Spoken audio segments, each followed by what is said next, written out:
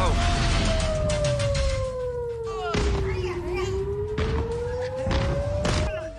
Los vientos de guerra soplan en Medio Oriente. Irán lanzó más de 200 misiles balísticos contra ciudades de Israel y algunos cayeron sobre edificios de Tel Aviv. Estados Unidos y Gran Bretaña apoyarán la defensa de Israel e incluso ofrecen enviar tropas. El primer ministro Benjamín Netanyahu aseguró que Irán cometió un gran error y pagará por ello, mientras el régimen de los ayatolás advirtió a Israel que no reaccione militarmente so pena de recibir una respuesta más aplastante. El ex contralor del correísmo Carlos Pollitt fue condenado hoy en Estados Unidos a 10 años de cárcel y a responder por $16.5 millones de lavado. Colombia dejó de vender 350 megavatios de energía a Ecuador. Esta suspensión incrementa la crisis energética. El gobierno dice que en 3 meses entrará en funcionamiento la central Toachi Pilatón y que una de sus 3 turbinas empezará a generar energía.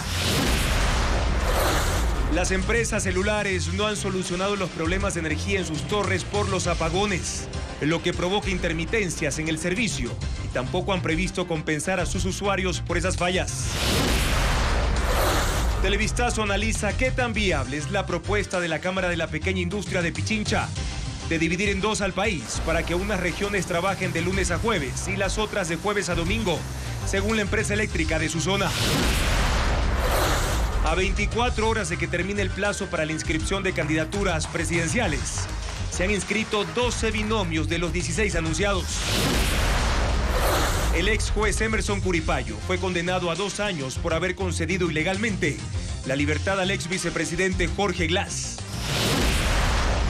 85,000 estibadores paralizan 14 terminales marítimas de Estados Unidos. Los manifestantes exigen mejoras salariales y la prohibición del uso de grúas automáticas en 14 puertos como Boston, Nueva York y Miami.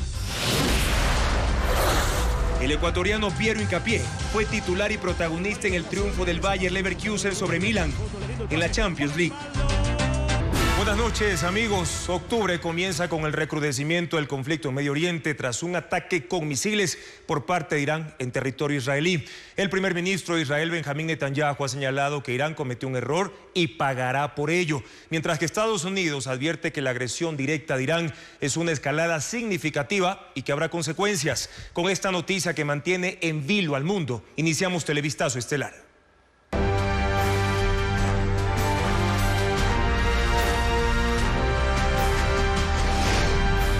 Medio Oriente. Se prende el polvorín.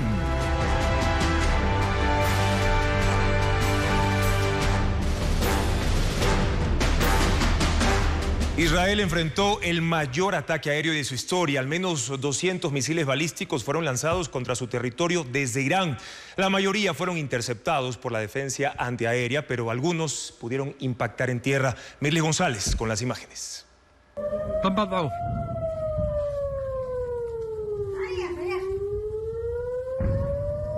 El ataque comenzó a las 7:45 de la noche, hora local, y se extendió por más de 1 hora.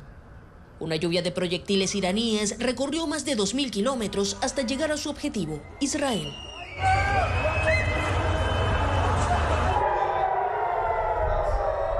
Ahí la población estaba en su mayoría resguardada al momento del ataque. Las sirenas sonaron desde temprano y las personas se refugiaron en búnkers subterráneos. A quienes no les dio tiempo, se quedaron bajo los puentes. Unos 200 misiles balísticos surcaron el cielo de Tel Aviv, Haifa y otras ciudades, mientras la defensa antiaérea intentaba interceptarlos. Se escucharon decenas de explosiones en el aire. Sin embargo, muchos impactaron en tierra. Al menos 2 cayeron en Tel Aviv, como muestran videos aficionados. Otros en el Mar Muerto y la base aérea de Nevatim, perteneciente a las fuerzas de defensa de Israel y ubicada en el desierto de Negev. También en Cisjordania y en Jordania. Sin embargo, la información de las zonas afectadas fue limitada por las autoridades israelíes, quienes pidieron a la población dejar de difundir videos e información sobre lo ocurrido. La Guardia Revolucionaria iraní ha dicho que atacaron objetivos importantes en Israel en represalia por la muerte de miembros de la guerrilla de Hezbollah, incluido su líder Hassan Nasrallah, y la incursión terrestre en Líbano, uno de sus países aliados. Fue uno de los mayores ataques aéreos en la historia de Israel y el segundo hecho por Irán. Por ahora, el gobierno israelí asegura que no hubo víctimas mortales, solo algunos heridos leves. Los enemigos de Israel celebraron el ataque con misiles de esta noche en la capital iraní, Teherán, y en la Franja de Gaza también la gente salió a las calles. Sin embargo, Israel advierte que habrá respuesta. De hecho, el primer ministro Benjamín Netanyahu declaró que Irán cometió un gran error y que va a pagar. Informa Pedro Jiménez.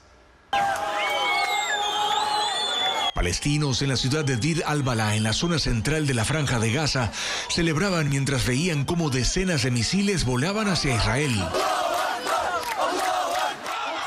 Al mismo tiempo, en Teherán, seguidores del régimen coreaban muerte a Israel, ondeaban banderas iraníes, libanesas y de la guerrilla de Hezbollah y pedían una acción aplastante contra Israel, cuyo gobierno no tardó en reaccionar. El primer ministro Benjamín Netanyahu dijo que el ataque fracasó, que fue frustrado por el sistema antiaéreo y agradeció a Estados Unidos por apoyar en la defensa. Se supo que barcos de los Estados Unidos participaron derribando varios misiles lanzados por Irán. Irán cometió un gran error esta noche y lo va a pagar, dijo luego. A quien quiera que nos ataque, lo atacaremos. Sirve para Gaza, Líbano, Yemen, Siria y también para Irán. Lucharemos en contra del eje del mal en todas partes, dijo Netanyahu. Israel tiene abiertos al menos 5 frentes de guerra desde que hace casi un año lanzó la respuesta militar contra el grupo palestino Hamas y sus aliados por el ataque terrorista del 7 de octubre, lo que incluye a la guerrilla de Hezbollah y a los rebeldes hutíes en Yemen, por ejemplo. Ahora el ejército de Israel dice que tiene planes y que operarán en el lugar y en el momento en que decidan, mientras que el régimen de la República Islámica cree que una respuesta israelí podría tener como objetivos las instalaciones nucleares de Irán.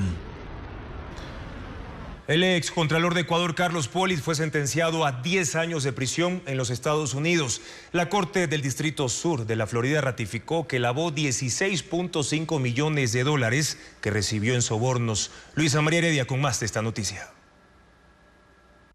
15 minutos antes de la hora prevista, el excontralor de Ecuador, Carlos Polit, llegó a la sala de audiencias de la Corte del Distrito Sur de Florida, Estados Unidos, en la que este martes 1 de octubre, la jueza Kaylee Williams le leyó su sentencia. Vestía el mismo traje beige que utilizan los reos del Centro Federal de Detención de Miami, donde está recluido. También 2 grilletes en manos y pies. Llevaba el cabello corto y no tenía bigote. 2 oficiales vestidos de civil lo escoltaban. Tras él entraron a la sala sus familiares. El gran ausente fue su hijo, John Polit, quien ahora enfrenta un proceso similar. Y posterior a ellos, los fiscales que impulsaron 5 causas por lavado de activos en su contra, por las que fue declarado culpable en abril. La diligencia arrancó a las 13 horas con 6 minutos y duró casi 3 horas. Empezó con la revisión del monto lavado por Polit, que según el Departamento de Justicia asciende a 16,5 millones de dólares. La defensa de Polit quería que se fijen 10,1 millones para solicitar una pena reducida de 5 años de privación de libertad. Argumentó con una serie de cartas firmadas por familiares y amigos del excontralor, que es buena persona. Entre las misivas había una del capellán del centro de detención en que permanece Polit, quien lo describe como un hombre colaborador, que asiste a misa, retiros espirituales y hasta es parte del coro de la iglesia. Fiscalía, por su parte, insistió en que se le dicte una sentencia de 19 años. Pero tras escuchar los argumentos de ambos lados, la jueza Williams determinó una pena de 10 años de cárcel, de los cuales 3 estará bajo supervisión. La magistrada también ratificó que el monto lavado fue de 16,5 millones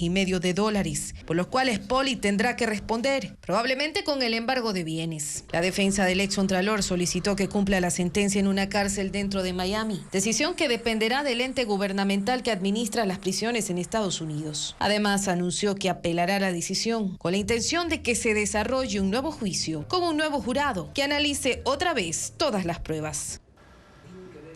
Colombia dejará de vender energía a Ecuador en medio de los apagones. La electricidad que ya no recibirá el país sirve para cubrir la demanda de 1.400.000 familias en promedio. Diego Cuenca informa que en medio de esta eventualidad el gobierno pidió que empresas privadas enciendan sus generadores todo el día para distribuir energía a escala nacional. Desde ese lunes, Colombia decidió que ya no venderá energía a Ecuador, porque los embalses de sus hidroeléctricas también tienen poca agua debido a la sequía, y su generación térmica la usarán exclusivamente para ellos. Aunque esa medida es temporal, ¿cuánta energía perderá Ecuador?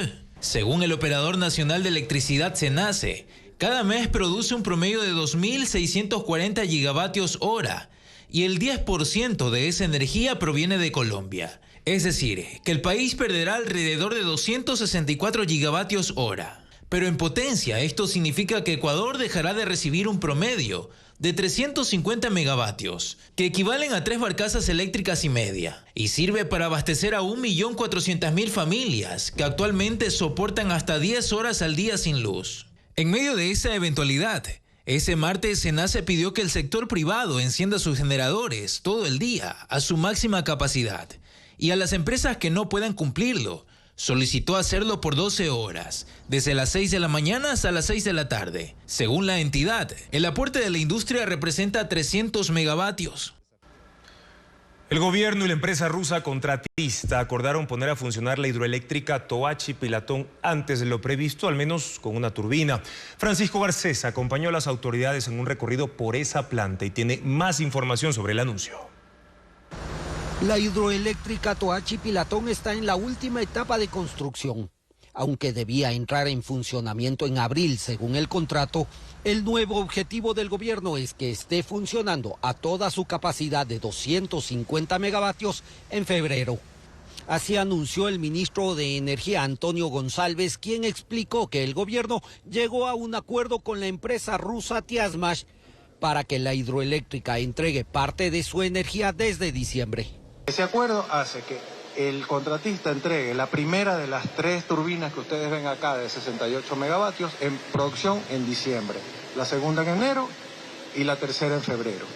El plan del gobierno es que en diciembre estén disponibles 68 megavatios del primer generador y en enero y febrero entren en funcionamiento un generador por mes hasta completar los 204 megavatios que deberá producir la casa de máquinas Ayuriquín. Esa cantidad se suma a los 50 megavatios que ya produce la casa de máquinas Arapuyo. Para alcanzar la meta se aceleran los trabajos. Tiazmash instala y verifica cómo funcionan los equipos electromecánicos que ya pasaron por las primeras pruebas. Ahora mismo tenemos montado aquí todo el equipo hidromecánico principal, ¿no es cierto? Dependemos obviamente de la línea de agua. Entonces aquí es donde se ejecuta la parte de control. A nivel de montaje, nosotros estamos ya con el equipo primario instalado, estamos en proceso de pruebas. Esperamos en el transcurso de los siguientes meses completar el llenado del túnel para empezar a hacer unas pruebas mecánicas, que es parte del proceso de aceleramiento. El Cuerpo de Ingenieros del Ejército delegó casi 400 personas para concluir las obras civiles. Ya reparó el túnel de carga y la chimenea de equilibrio, y ahora construye un tapón en el túnel que desvió el río Toachi para que el agua empiece a llenar el embalse necesario para la generación de la casa de máquinas Ayuriquín. Ya se ha retirado la taguía del embalse también de la presa para que ingrese el caudal del río Toachi, se reencauce el caudal del río Toachi ya a la presa Toachi. Hemos terminado también la reparación del túnel Toachi Ayuriquín, ya se finalizó. Estamos ahora trabajando en la construcción del tapón del túnel de desvío para que se pueda llenar ya el embalse en la presa. El presidente Daniel Noboa constató este martes el avance de las obras con una fugaz visita. Llegó con más de 4 horas de retraso y demoró 15 minutos en su recorrido, acompañado solo de sus más cercanos funcionarios. Toachi Pilatón entrará en funcionamiento después de 14 años de construcción. La carretera que conecta a la provincia del Oro con Azuay está cerrada desde esta mañana debido a un socavón. El hundimiento se formó en el kilómetro 114 de la vía Cuenca-Girón Pasaje, que anteriormente ya ha dado problemas. Diego Cuenca precisa cuáles son las rutas alternas. Las lluvias provocaron que una alcantarilla colapse en la vía Cuenca-Girón Pasaje y como consecuencia se formó un socavón de 17 metros de profundidad. El hundimiento ocurrió este martes en uno de los carriles del kilómetro 114 en el sector Vivar. Por precaución, el Ministerio de Transporte cerró el paso por esa carretera que conecta la provincia de El Oro con Azuay, por donde circulan 16.000 vehículos al día. El cierre es indefinido y la vía alterna para carros livianos es Quera, Uscurrumi y Chilcaplaya. La otra opción para todo tipo de vehículos es Cuenca-Molleturo-Machala. La carretera Cuenca-Girón Pasaje está intervenida debido a 20 puntos críticos que identificó el Ministerio de Transporte en marzo de ese año y que es atendida por la empresa pública Asfaltare con una inversión de 1.4 millones de dólares. Esa compañía no ha determinado cuánto durarán los trabajos de reparación del tramo colapsado.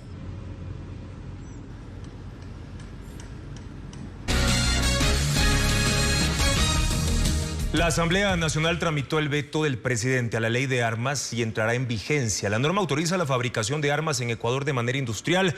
Además, ajusta los requisitos para el porte y tenencia de armas. Patricio Díaz está en vivo en el Pleno del Legislativo para ampliar esta información. Adelante, Patricio.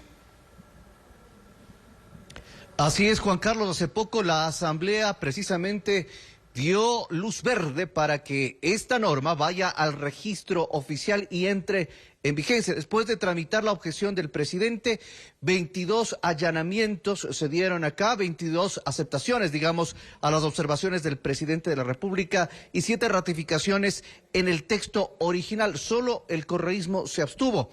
Con esta aprobación, por ejemplo, se autoriza, como lo decías, la fabricación de armas en el país, pero mediante una persona jurídica, de manera industrial, no artesanal. Además, se dispone a las Fuerzas Armadas controles estrictos de trazabilidad de las armas, es decir, de conocer su origen, y será un registro de armas y municiones. Uno de los puntos que destacaron los asambleístas fue la posibilidad de porte y tenencia civil de armas, algo que fue autorizado mediante decreto por el expresidente Guillermo Lasso, pero que según los legisladores requería algunos ajustes, actualizaciones y ser más riguroso también en determinados requisitos para obtener los permisos. Escuchemos lo que dijo uno de los legisladores que expuso también su posición aquí en el Pleno, Steven Ortoñez, de ADN. Porque el delincuente sabe que puede ir a cualquier casa y que no hay ni siquiera una piedra o un jeve para defenderse. Hoy damos la herramienta y claro está en el artículo 55 cuáles son los requisitos para que un ciudadano civil pueda portar o tener la tenencia de arma. Cumplir 25 años, pasar las pruebas psicológicas, no tener antecedentes en temas de violencia intrafamiliar, no tener sentencias ejecutoriadas y más que todo certificado de desestrezas para el manejo y uso de armas. En efecto, uno de los puntos que destacaron aquí los legisladores es esta prohibición para que quien tenga o quien busque un permiso de tenencia o de porte de armas quede inhabilitado si es que tiene denuncias de violencia, de cualquier tipo de hechos de violencia y más aún de violencia intrafamiliar. Hay otras prohibiciones que están en el texto de la ley y también otros detalles que según los legisladores aportan a la seguridad del país. Por supuesto, nosotros les estaremos dando más detalles del contenido de esta norma en nuestras siguientes emisiones.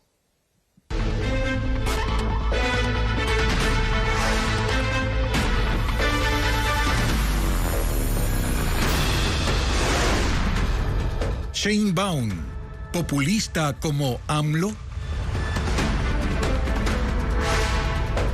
Claudia Sheinbaum tomó posesión como la primera presidenta de México. La política y académica de 62 años dijo que no llega sola a la presidencia, sino acompañada por todas las mujeres del país, pues su triunfo es histórico para México y abre el camino para que otras líderes políticas la sigan.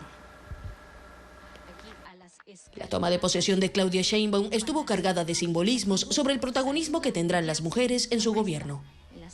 Su vestido fue elaborado por una artesana indígena, fue recibida por legisladoras en el Congreso y no recibió la banda presidencial directamente del mandatario saliente Andrés Manuel López Obrador, sino de la presidenta de la Cámara, Ifigenia Martínez, una figura histórica en la política mexicana de 94 años. Luego juró como la primera presidenta de México.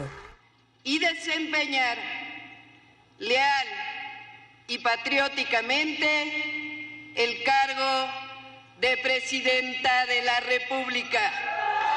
En su primer discurso como jefa de Estado dijo que con ella llegan todas las mexicanas que a lo largo de la historia trabajaron para que una mujer pudiera ser presidenta. Llegan ellas, las que soñaron con la posibilidad de que algún día, no importaría si naciéramos siendo mujeres u hombres, podemos realizar sueños y deseos sin que nuestro sexo determine nuestro destino. E insistió en que su cargo sea nombrado en femenino. Presidenta, con A al final, al igual que abogada, científica, soldada, porque como nos han enseñado, solo lo que se nombra existe. Sheinbaum arrasó en las elecciones de junio con casi 60% de los votos, impulsada en gran medida por la sostenida popularidad de su mentor político, López Obrador. Ella ha prometido continuar todas sus políticas y gobernará México hasta el 2030. Y sí, la nueva presidenta de México ha prometido seguir el legado de Andrés Manuel López Obrador, pero tendrá que poner su marca personal en la solución de tareas pendientes en un país con elevados niveles de violencia y en el que millones de ciudadanos no tienen acceso a la salud pública, informa Pedro Jiménez. En cuestiones de seguridad, cada vez más mexicanos consideran peligrosas las ciudades en las que viven. Hoy son el 61%. La criminalidad aumentó desde el gobierno pasado y así los 137.000 asesinatos registrados en la administración de Enrique Peña Nieto se incrementaron a 186.000 en el gobierno de López Obrador, unos 30.000 crímenes por año. Los femicidios se cuentan a razón de 10 por día. Y el periodo electoral 2023-2024 ha sido el más violento de los últimos tiempos, con 889 víctimas, incluido el asesinato de 39 aspirantes a algún cargo de elección popular. López Obrador había prometido pacificar al país atacando la raíz del problema, identificada por él en la falta de oportunidades para los jóvenes, pero es ahora una tarea pendiente para su sucesora. En cuanto a la pobreza, el índice bajó de 41,9% a 36,3%. Eso significa 7 millones menos de pobres, un logro atribuido a la transferencia directa de dinero por los programas sociales y al incremento del salario básico, que puso más plata en los bolsillos de la gente. Para los analistas es uno de los principales logros del gobierno, y ahora Claudia Sheinbaum se ha puesto el objetivo de sacar de la pobreza a otros 7.500.000 mexicanos. Pero hay un contraste con el declive en los servicios. Por ejemplo, el número de personas sin acceso a la salud pública pasó de 20 millones a 50 millones, según el Consejo de Evaluación de las Políticas, cuando se modificó el sistema de atención para quienes no están cubiertos por la seguridad social. La tasa de desempleo en México es de 2,9% y en cuanto a la inflación, López Obrador la deja casi igual. Era de 4,76% en 2018, bajó a 2,08% en 2020, pero por la crisis post-pandemia trepó a 8,77% y ahora está en 4,78%. Y México es también el país que lidia con uno de los más grandes fenómenos migratorios en el mundo, los flujos de indocumentados que a diario entran por el sur con la meta de llegar a Estados Unidos. Según el Instituto Nacional de Migraciones, solo entre enero y mayo de este año, las autoridades detectaron a 1.400.000 personas en situación irregular, migrantes llegados desde 77 países. Huelga total de operaciones en los puertos de la costa este de Estados Unidos. Desde hoy, 85.000 trabajadores inician una paralización que afectará las cadenas de suministros, como no se veía desde la época de la pandemia. Los obreros piden un aumento de salario y prometen mantenerse en lucha hasta que sus demandas sean satisfechas.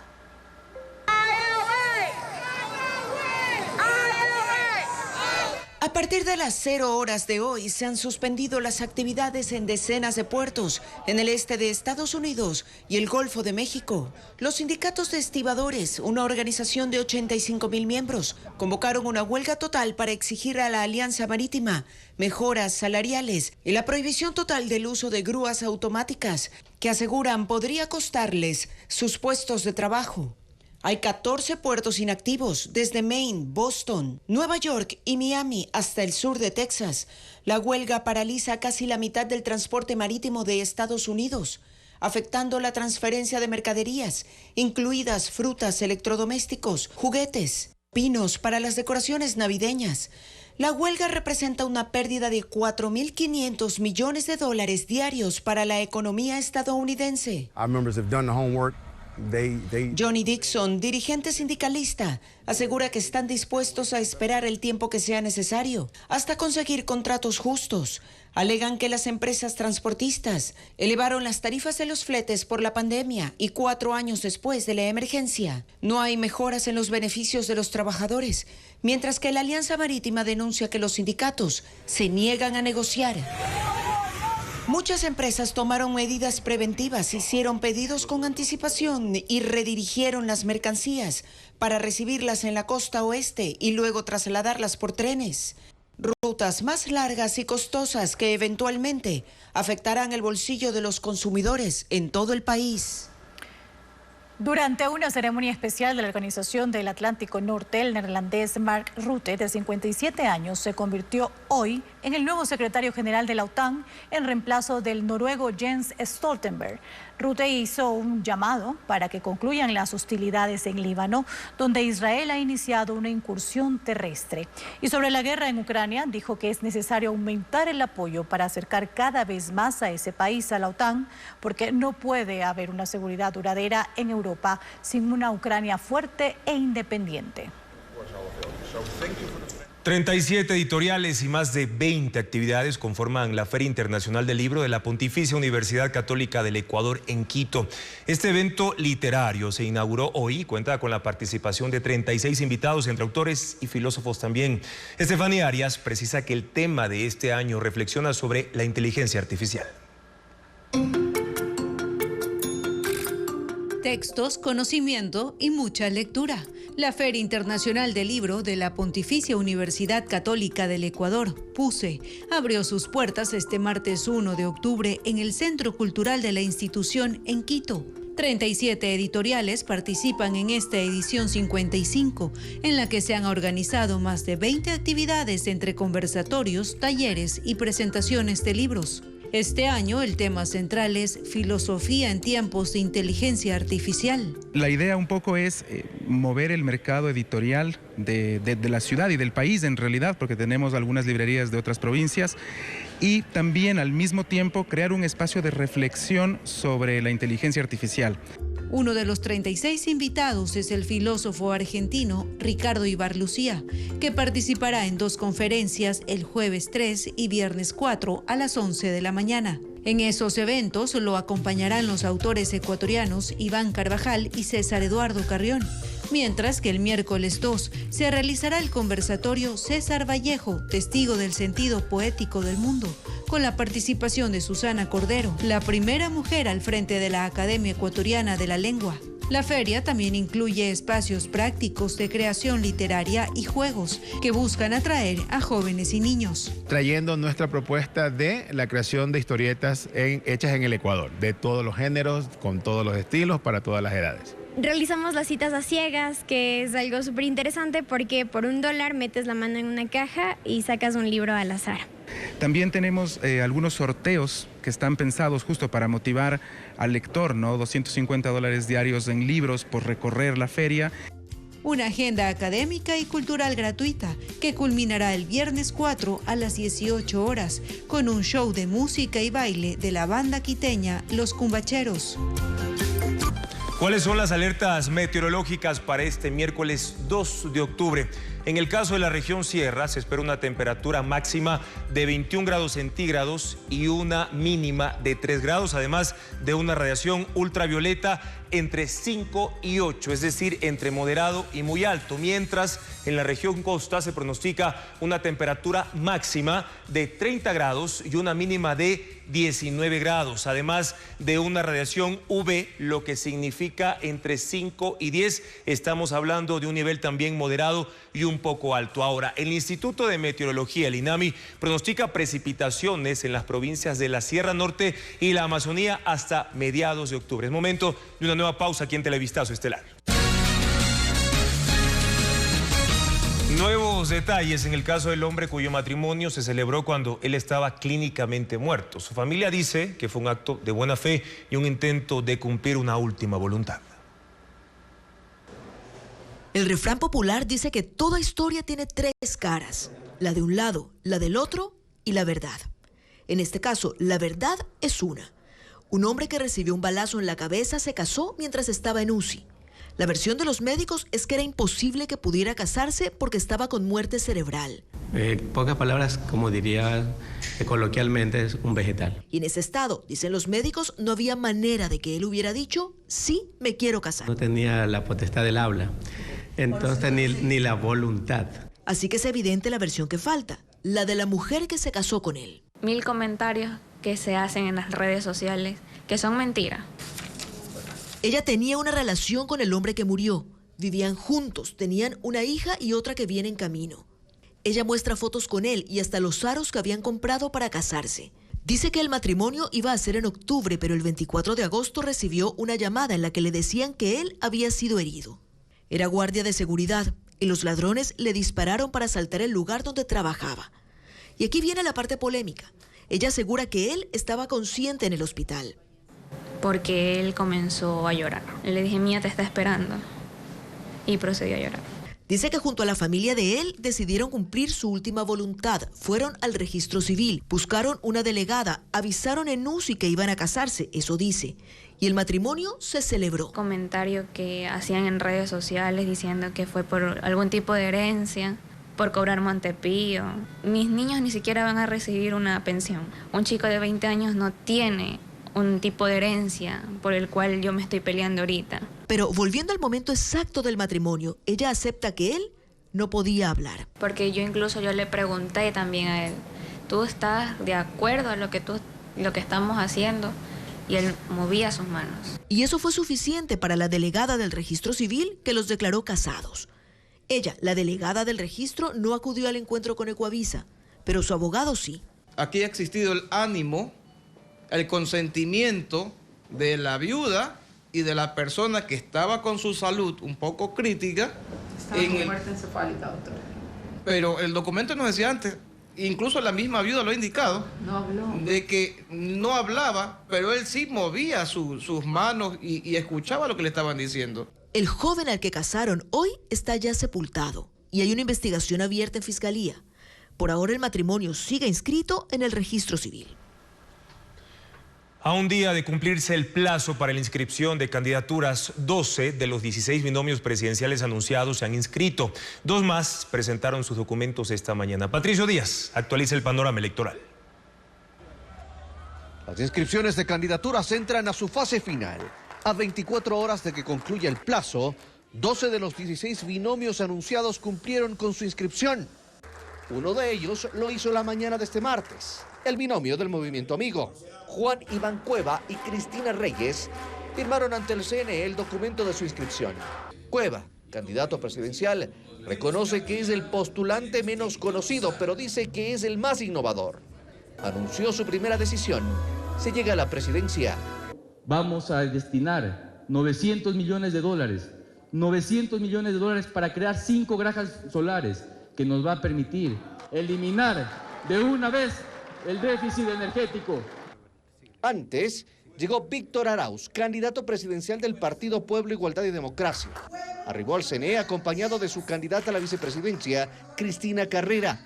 Firmaron los documentos que deben ser subidos al sistema para su registro definitivo.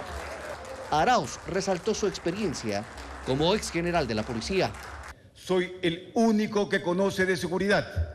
Soy la única persona que sabe cómo enfrentar este mal.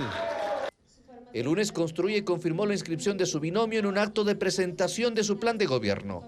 Henry Cucalón, candidato a presidencial, y Carla Larrea, como postulante a la vicepresidencia, se registraron en la plataforma del CNE. El candidato de Suma, Jan Topic, también confirmó su inscripción en un video de redes sociales. Además de ellos, están inscritos Francesco Tabacci por Creo, el presidente Daniel Noboa por ADN, Jimmy Jairala por Centro Democrático, Andrea González de Sociedad Patriótica, Jorge Escala de Unidad Popular, por el Partido Socialista, Pedro Granja, por la Revolución Ciudadana en alianza con Reto, Luisa González, Iván Saquicela por Democracia Sí y Carlos Rabascal de Izquierda Democrática. Las inscripciones se realizan mediante la plataforma virtual del Consejo Electoral. Para el último día han anunciado su inscripción Henry Kronfle por el Partido Social Cristiano y Leonidas Issa de Pachacutic. Está pendiente la confirmación de Luis Felipe Tillería por Avanza.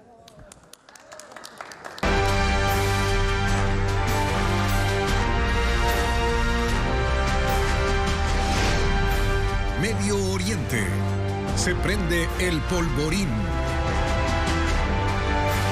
Retomamos la información sobre Israel, que enfrentó el mayor ataque aéreo de su historia. Al menos 200 misiles balísticos fueron lanzados contra su territorio desde Irán. La mayoría fue interceptada por la defensa antiaérea, pero algunos impactaron en tierra. Melis González con más detalles de lo sucedido.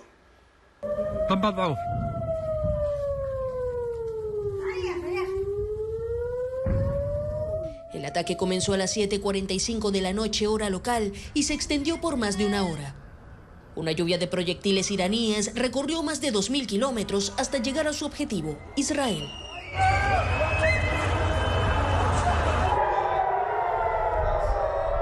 Ahí la población estaba en su mayoría resguardada al momento del ataque. Las sirenas sonaron desde temprano y las personas se refugiaron en búnkers subterráneos. A quienes no les dio tiempo, se quedaron bajo los puentes. Unos 200 misiles balísticos surcaron el cielo de Tel Aviv, Haifa y otras ciudades, mientras la defensa antiaérea intentaba interceptarlos. Se escucharon decenas de explosiones en el aire. Sin embargo, muchos impactaron en tierra. Al menos 2 cayeron en Tel Aviv, como muestran videos aficionados. Otros en el Mar Muerto y la base aérea de Nevatim, perteneciente a las fuerzas de defensa de Israel y ubicada en el desierto de Negev.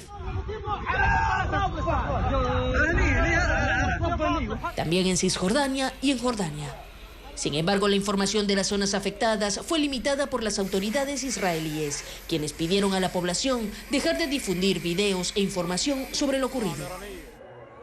La Guardia Revolucionaria iraní ha dicho que atacaron objetivos importantes en Israel en represalia por la muerte de miembros de la guerrilla de Hezbollah, incluido su líder Hassan Nasrallah, y la incursión terrestre en Líbano, uno de sus países aliados. Fue uno de los mayores ataques aéreos en la historia de Israel y el segundo hecho por Irán. Por ahora, el gobierno israelí asegura que no hubo víctimas mortales, solo algunos heridos leves. Mientras tanto, Estados Unidos envía tropas adicionales al Medio Oriente para reforzar la seguridad ante los temores por una eventual ampliación del conflicto regional. El presidente Joe Biden y el primer ministro de Gran Bretaña confirmaron su respaldo a Israel. Estados Unidos dice que enfrentar un ataque como el de hoy por parte de Irán contra Israel fue posible por la planificación conjunta para anticiparse y defenderse. Lo esperábamos, no se equivoquen. Estados Unidos apoya total y plenamente a Israel, dijo Joe Biden esta tarde. El gobierno difundió una fotografía de cómo el presidente y la vicepresidenta Kamala Harris siguieron el ataque desde la sala de crisis de la Casa Blanca. El asesor de seguridad nacional Jake Sullivan dijo que destructores navales estadounidenses se unieron a las fuerzas de defensa israelíes para disparar interceptores y derribar los misiles. Además, desde que ayer Israel lanzó una incursión terrestre en Líbano, Estados Unidos anunció el envío de tropas adicionales y aviones de combate a la región ante la escalada en el conflicto. El primer ministro británico Keir Starmer dijo hoy que la región está al borde del abismo, que un error de cálculo será fatal y que solo procede una solución política. Mientras que otro actor en la situación de Medio Oriente, el presidente turco Recep Tayyip Erdogan, crítico de Israel, ha cuestionado al primer ministro Benjamin Netanyahu, que dijo actúa con delirio y que sus planes para extender la guerra a la región conducirán a un gran desastre. En Israel viven más de 1.000 ecuatorianos. Bessie Granja pudo conversar con 3 compatriotas que relataron los momentos de pánico que vivieron y la tensión que aún experimentan por los ataques con misiles de Irán contra ese territorio.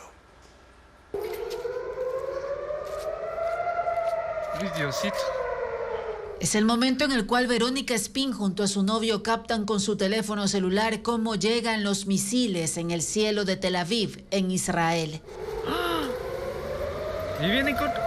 Ambos corrían a sus hogares para refugiarse de los bombardeos que este martes Irán lanzó contra ese territorio.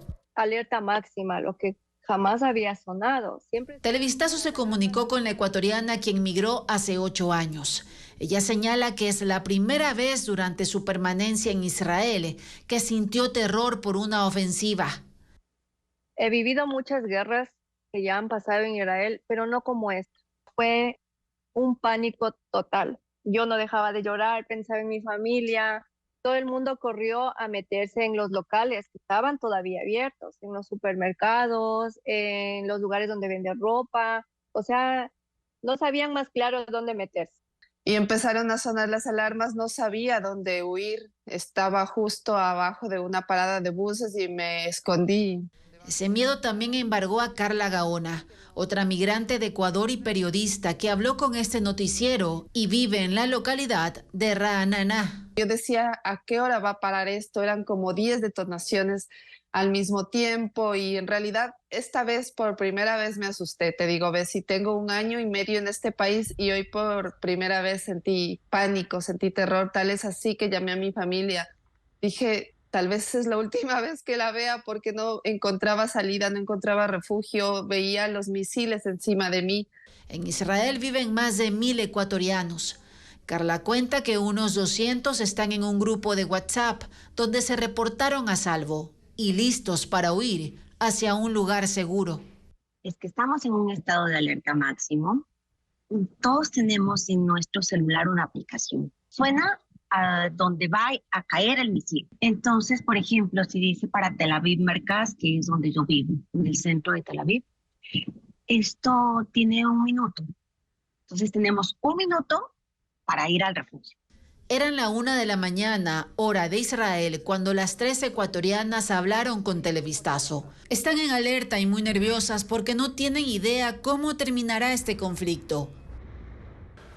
En los primeros días de octubre, el INAMI pronostica precipitaciones en las provincias de la Sierra Norte y también en la Amazonía. Ahora, en Azuay, las lluvias serían leves y cortas, por lo que se advierte la falta de agua en la zona austral del país. Hernán Higuera describe las previsiones meteorológicas de los próximos 15 días.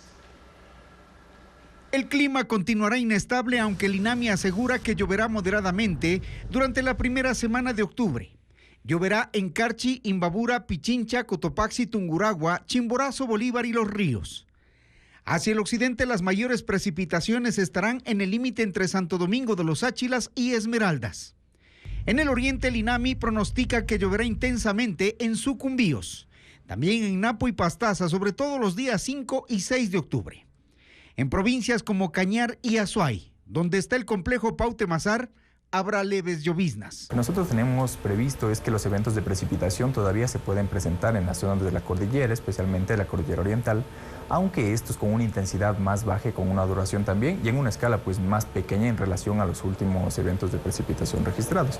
Del 8 al 14 de octubre, nuevamente, la mayor cantidad de lluvias estará en el oriente. Sucumbíos, Napo y Pastaza tendrán lluvias que podrían alcanzar hasta los 140 milímetros por segundo. En ese mismo tiempo, en el callejón interandino lloverá con mayor intensidad en la Sierra Norte, de Carcha hasta Chimborazo, pero otra vez, en Cañar y Azuay, la presencia de agua será de leve a moderada. Lo que apreciar es que sí se pueden dar eventos de precipitación a la zona sur, pero serían mucho más leves. Es decir, podríamos nosotros ver algo de lluvias, lloviznas.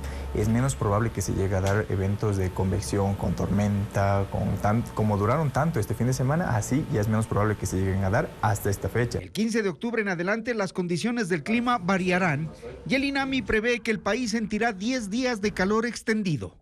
En noviembre empezaría el cambio estacionario, el invierno. La Cámara de la Pequeña Industria de Pichincha propone dividir en 2 al país para que unas regiones trabajen de lunes a jueves y las otras de jueves a domingo, según la empresa eléctrica de su zona. Un grupo de expertos determinó la factibilidad técnica de la propuesta, como le informa a continuación Adriana Bermejo. 5 meses tomó a la Cámara de la Pequeña y Mediana Industria de Pichincha elaborar la propuesta del pico y placa eléctrico para enfrentar los apagones que cuestan $12 millones por hora. El informe técnico hecho por un grupo de expertos determina que el pico y placa energético puede aplicarse inmediatamente si así lo decide el gobierno, porque se ha establecido una división por áreas de generación eléctrica. En cada una están incluidas 11 empresas distribuidoras que producen 15.500 gigavatios por hora. La iniciativa plantea que las jornadas laborales sean de 10 horas, desde las 7 de la mañana hasta las 5 de la tarde durante 4 días. El 50% de la población trabajará y producirá de lunes a jueves y la otra mitad de jueves a domingo, con 3 días de descanso a la semana. de tal manera que los racionamientos de energía se apliquen únicamente en los días no laborables. Tiene la mitad de la demanda garantizada y lo que usted puede darle movilidad es a los 3 días que están en fin de semana. Solo el jueves tendríamos que cubrir la demanda nacional y eso sí se lo puede hacer con el parque generador existente, solo sería un día a la semana. Según los empresarios y comerciantes de Pichincha, todas las áreas de la industria pueden acoplarse a la propuesta, principalmente aquellas que tienen una producción determinada por día, porque pueden aumentar su capacidad operativa los días que cuenten ininterrumpidamente con el servicio eléctrico. Sin embargo, será más difícil para los pequeños negocios porque dependen de su producción diaria, panaderías, tiendas y restaurantes. Muy a nuestro pesar, no existe una medida que le solucione a todos, porque los requerimientos son diversos. Esta propuesta está en manos del presidente Daniel Noboa y los ministerios de Gobierno y de Energía la analizan. Este martes se instaló la audiencia de juzgamiento contra Fabricio Colón Pico, acusado por el delito de intimidación a la fiscal Diana Salazar. Alias Capitán Pico es uno de los cabecillas del grupo criminal Los Lobos y según la fiscal, en junio del año pasado la amenazó de muerte junto a su hija. Paul Romero con el informe. La tarde de este martes se instaló la audiencia de juzgamiento contra Fabricio Colón Pico, cabecilla del grupo de delincuencia organizada Los Lobos, procesado por el delito de intimidación a la fiscal Diana Salazar. La diligencia se realizó en el 4º piso del Complejo Judicial Norte de Quito, con una importante presencia de policías y agentes de seguridad que vigilaron la sala. La fiscal general participó en la audiencia de manera telemática, al igual que Pico desde la cárcel de máxima seguridad La Roca, en donde cumple prisión preventiva por este y otros casos en los que está implicado. En los alegatos de inicio, el fiscal del caso, Andrés Cuazapaz, dijo a los jueces del tribunal que tiene las pruebas para acusar a Colón Pico como responsable de las amenazas en contra de la fiscal y de su hija menor de edad. El pasado 2 de abril, Salazar, durante su testimonio anticipado, reveló que la madrugada del 1 de junio de 2023 recibió en su teléfono celular un video enviado desde un número del extranjero en el que aparecen 6 personas tapadas la cara y con armas de largo alcance, con las amenazas de muerte. Así que decide bien, Dianita, no hagas que use todo mi poder, mi gente, mis armas, que son más de lo que tú piensas y te imaginas. Entre los 41 elementos de convicción presentados por el fiscal durante el proceso penal, consta el resultado de las pericias que concluye que la voz de Colón Pico coincide con el del video donde se profieren amenazas.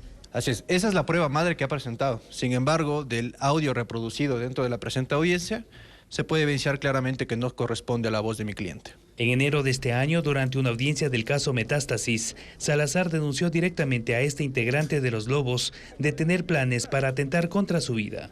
Uno de los organizadores de los atentados en contra de la fiscal general, Colón Pico. Ahora sí lo digo públicamente. Y que me vengan a asesinar. La audiencia de este martes duró 4 horas y se suspendió por solicitud de la fiscal Diana Salazar para acudir a una cita médica. Durante el juicio, la Fiscalía presentará 17 testigos y peritos. El ex juez de Santo Domingo, Emerson Curipayo, sentenciado en el caso Metástasis y por prevaricato, recibió una tercera condena por la libertad ilegal de Jorge Glass, que dictó en el año 2022. Jacqueline Rodas tiene más detalles de este fallo.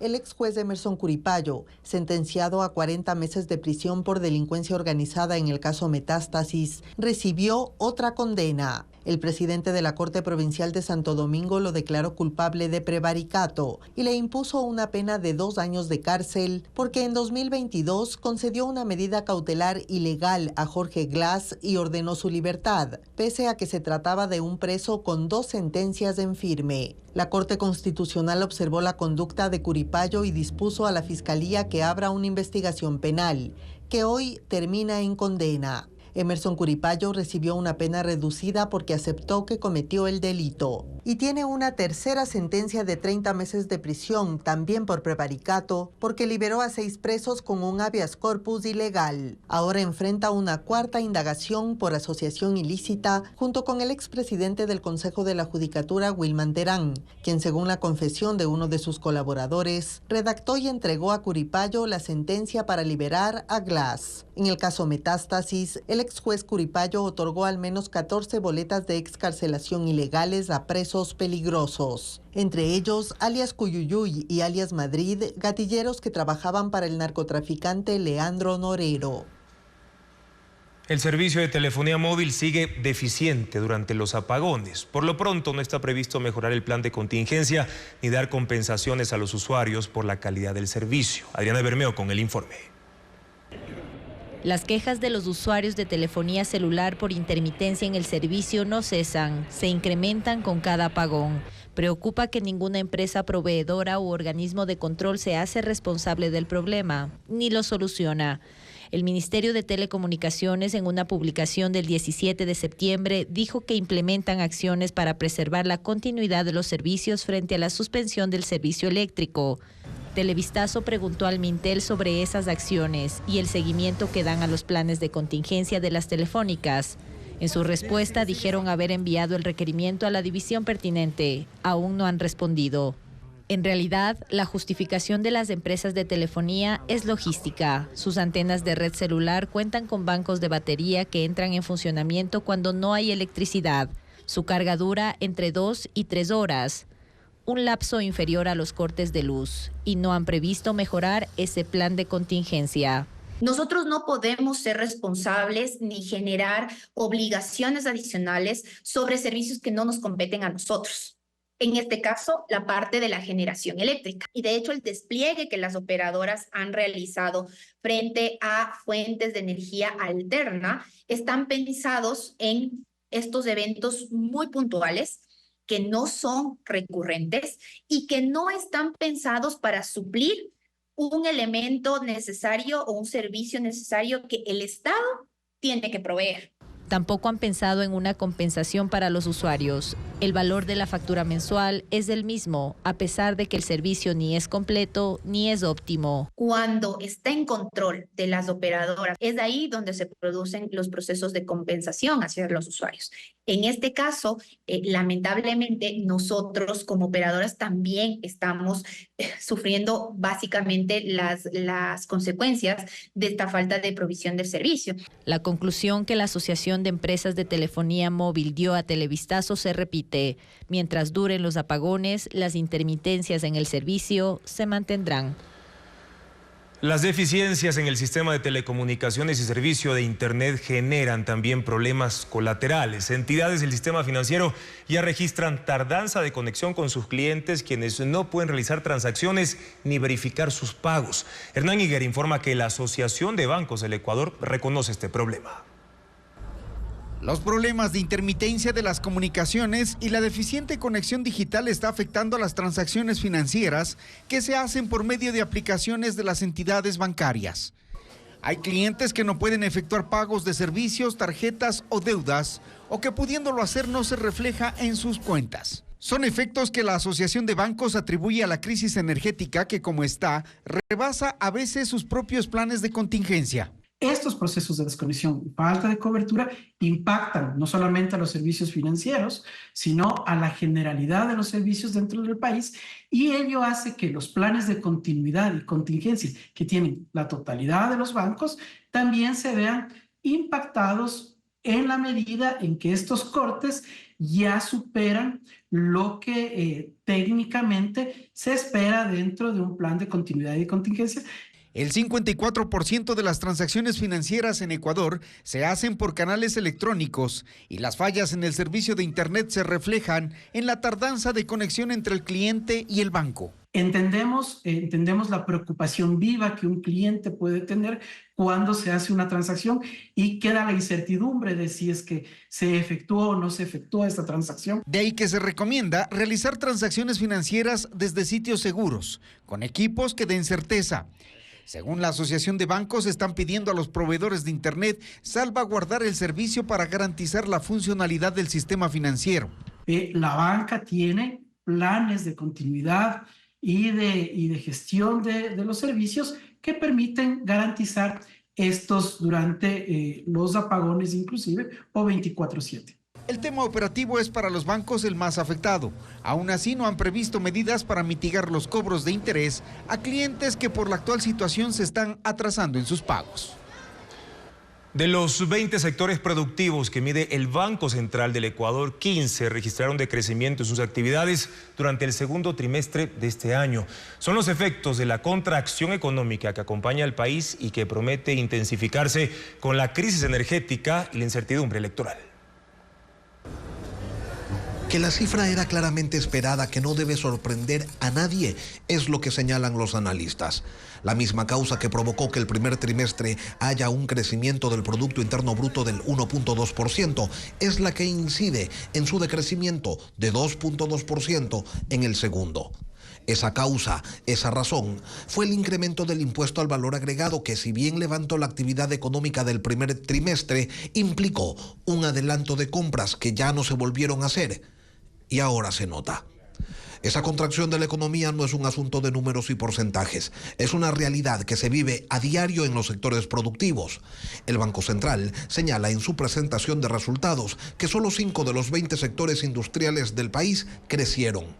Allí constan las actividades profesionales técnicas que registran un incremento del 8.5%, la pesca y acuacultura con un 5.5%, la explotación de minas y canteras creció en 1.8%, la manufactura de productos alimenticios en 1.1% y las actividades inmobiliarias 0.8%. Para los otros 15 sectores industriales, la situación es crítica. Los que más decrecen son construcción con una caída de 17.2%, manufactura de productos no alimenticios 9.7%, refinados de petróleo 8.8%, alojamiento y comidas, es decir, el sector turístico, se reduce en un 6.7%, información y comunicación se contrae en 6.4%. Aunque no entra en ese top 5, el comercio, que por volumen de dinero es la actividad más importante del país, también cayó en un 4.8%. Hay que tener en cuenta que estas son cifras del segundo trimestre del año. Sin embargo, el tercero ya terminó y no hay un solo indicio de que la situación haya variado. Ya después el Banco Central se encargará de presentar las cifras, pero nada permite prever que la situación será distinta. Por el contrario, podría terminar ratificando que el país camina firme en zona de recesión. Adicionalmente, el último trimestre del año llega acompañado de apagones y de la incertidumbre propia de los tiempos electorales. Y desde el gobierno, silencio absoluto sobre el estado de la economía. No vaya a ser que se les rompa la calma. En las novedades tecnológicas de este martes, el PlayStation Network recupera la actividad después de presentar una caída global. Además, la plataforma WhatsApp dejará de funcionar desde este mes en algunos celulares con sistemas operativos antiguos. Los servidores de PlayStation estuvieron caídos durante 10 horas. Más de 110 millones de usuarios registrados y 103 millones de usuarios activos mensualmente. Estuvieron sin acceso a juegos en línea, gestión de cuentas, redes sociales, PlayStation Video y PlayStation Store. Sony confirmó que solucionó el problema y aún desconoce la causa exacta de la interrupción del servicio. Un equipo internacional de astrónomos descubrió un exoplaneta orbitando la estrella Barnard, la más cercana al Sol. La densidad es de al menos la mitad de la masa de Venus. Barnard es la estrella individual más cercana a nosotros. Situada a 6 años de luz de distancia, es la más rápida del cielo nocturno. Los científicos no descartan que haya otros 3 exoplanetas en otras órbitas de la estrella. WhatsApp dejará de funcionar desde este mes en algunos celulares que operan con sistemas operativos antiguos. El objetivo es mejorar la seguridad y la funcionalidad de la aplicación. En los teléfonos Android están Samsung Galaxy Ace Plus, Samsung Galaxy Core, Huawei Ascend P6S, Sony Xperia Z1. En el caso de los iOS, son iPhone 5, 6, 6 Plus, 5C y CE primera generación. 8 países participan en la 18ª edición del Festival Internacional Escenarios del Mundo, que se desarrollará en Cuenca. Además, en San Borondón se inauguró una exposición con figuras de cristal que combinan la tecnología, el agua y la energía también. Estefanía Arias con esto y más en la agenda cultural.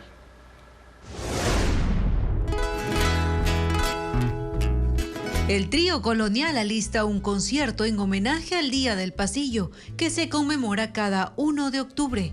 El show se realizará este viernes 4 a las 20 horas en la Casa de la Música en Quito.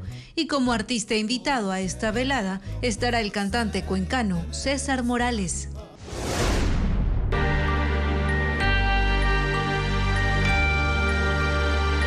Teatro, danza, circo, comedia y musicales de 8 países conforman el Festival Internacional Escenarios del Mundo, que se inaugurará este miércoles 2 en Cuenca, un evento que busca promover la cultura y el arte.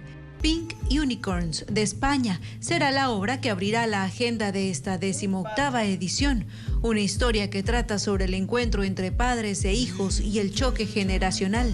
La presentación será en el Teatro Pumapungo en Cuenca a las 20 horas.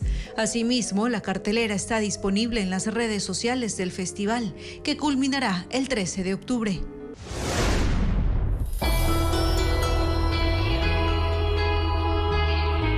Figuras e instalaciones de cristal conectadas con la tecnología, el agua y la energía. Anlangen es la exposición inaugurada en la Casa del Barrio en San Borondón.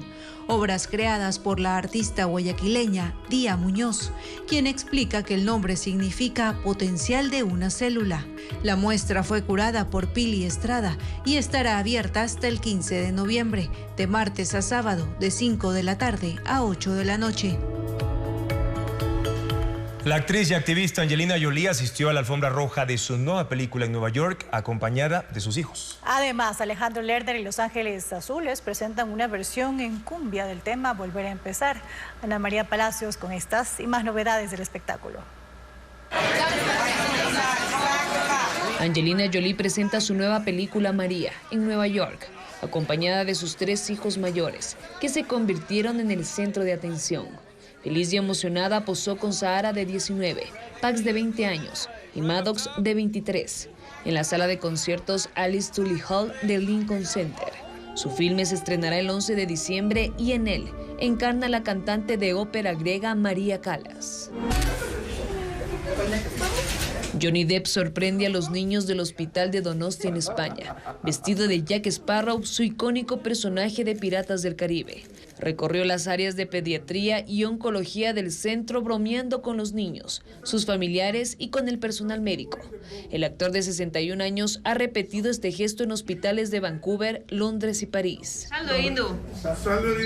Y hoy se llevaron a cabo diversas actividades en el país para conmemorar el Día Internacional de la Tercera Edad. La tradición y los sabores del Ecuador formaron parte de esta serie de eventos que rindieron homenaje a la experiencia de una población que representa el 9% de los ecuatorianos. Octubre arrancó con una celebración dedicada a quienes guardan la sabiduría de los años. Desfiles, gincanas y festivales conmemoraron el Día Internacional de la Tercera Edad. Allá lejos viene un barco, no sé qué barco será, no sé si sea minero que viene de Panamá. El coliseo del Centro Geriátrico de Manta se llenó con habitantes de 22 barrios que dejaron clara su identidad montuvia. Escucharon los tradicionales amorfinos de Manabí. Un grupo de mujeres bailó al ritmo de la cumbia con polleras blancas y sombreros tejidos. Leyeron poemas, cantaron pasillos y hasta hubo desfile de la criolla bonita. Flor Herrera, de 67 años, lució un elegante vestido confeccionado con hojas y granos de maíz, cuyos vuelos imitaban los pétalos de una gran flor en plena apertura. Atenaida Sosa, de 88 años, también llevó un traje inspirado en el maíz. Juana Chávez, de 96 años, vistió un colorido traje adornado con frutas tropicales. La pasarela reflejó la herencia de estas mujeres y el vínculo con los frutos de la tierra ecuatoriana. Durante la mañana de este martes, 200 comuneros de Ambato, Píllaro, Tizaleo y Mocha en Tungurahua se congregaron en el Parque de la Familia. 13 delegaciones conformadas por personas de la tercera edad protagonizaron un festival de danza, vistiendo trajes típicos de la costa y la sierra. Además, 9 agrupaciones interpretaron pasillos. Se revivieron juegos tradicionales como el baile del tomate, el juego del limón y las ollas encantadas. El evento, que se extendió por 5 horas, fue una oportunidad para que los participantes recordaran su infancia. Así también en Chimborazo, los residentes del Centro de Atención Integral de Adulto Mayor del Cantón Guano participaron con alegría en una gincana donde demostraron sus habilidades físicas y motrices. Se dividieron en 4 grupos, comenzaron armando un paisaje en hojas de papel como si fuera un rompecabezas, luego confeccionaron una almohada, inflaron globos y en la última fase jugaron al traspaso de agua en vasos hasta llenar botellas.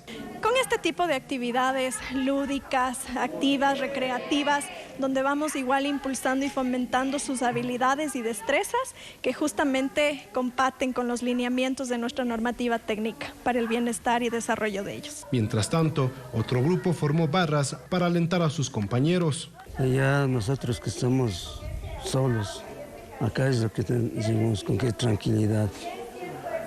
Entonces, y aquí con los compañeros nos mantenemos bien unidos, la amistad que hemos hecho, como si fuéramos en escuela.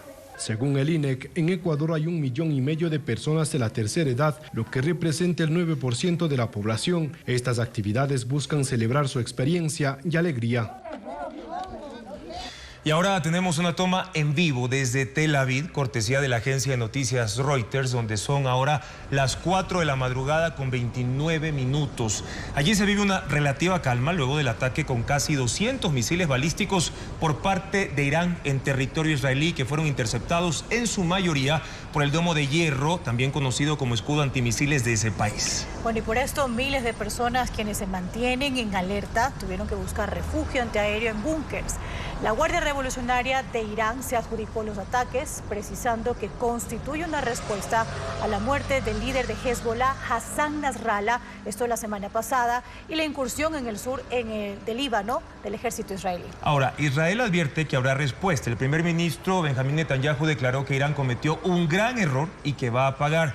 Pero la misión de Irán ante la ONU dijo que si Israel se atreve a cometer otros actos, se producirá una respuesta posterior y aplastadora.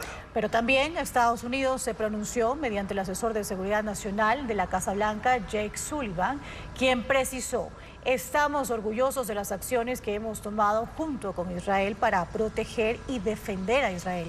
Hemos dejado en claro que habrá consecuencias severas por este ataque y trabajaremos con Israel para que así sea. Son imágenes en vivo y en directo, reiteramos, desde Tel Aviv, donde son ahora las 4 de la madrugada con 30 minutos.